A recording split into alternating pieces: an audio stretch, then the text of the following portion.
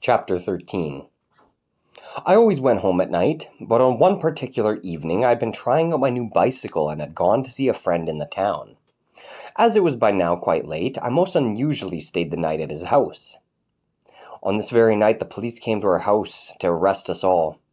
They were really after my father again, but this time my mother was to be arrested as well.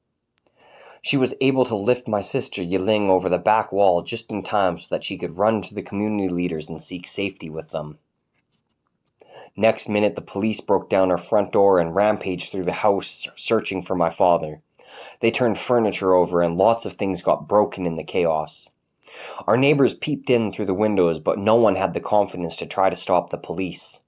It would have been far too dangerous. Anyone who helped an enemy of the state was himself an enemy of the state. And if the police were going through our house, then we must have committed some kind of crime, or so it seemed to people then. My mother was arrested, but they didn't beat her at that point.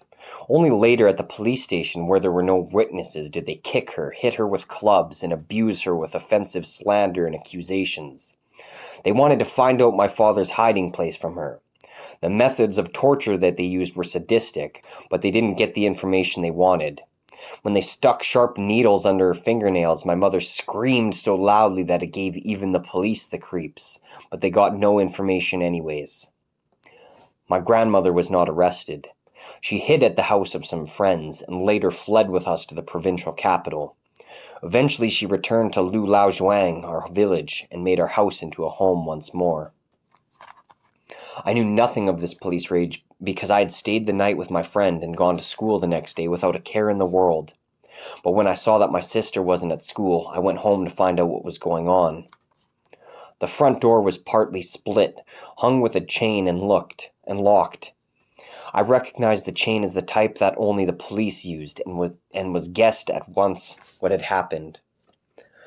Through the window I could see that much had been destroyed in the house. In a muddy ditch outside lay a black and white photograph of my grandfather, which meant a lot to my father.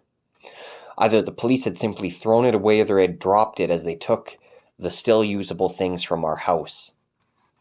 I was seized by such a sudden fear of being arrested myself that I didn't trust myself to pick up the picture, wipe it clean, and put it in my pocket. Even now I can still sometimes see this precious photo lying in the mud in front of me, and think of how my father would have been so pleased if I had been able to hand it to him later. I ran quickly to the community leader's house and found my frightened, sobbing sister there.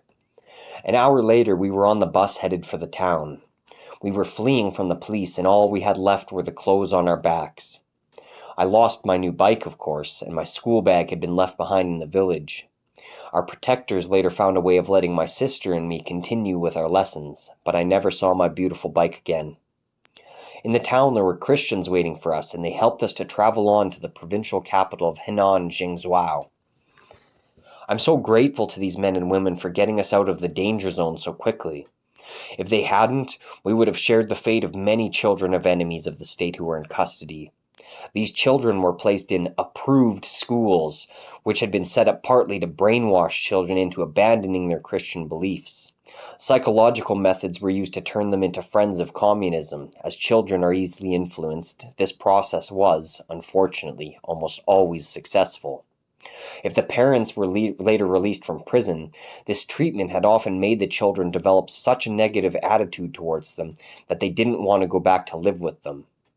How dreadful is it for Christians who have been tortured for years in prisons for Jesus' sake and had to go through torments of the soul and survived all that to find that their own children renounced them. I would never willingly have turned against my parents, but how do I know just what the authorities in such places of correction might have done to make me recant?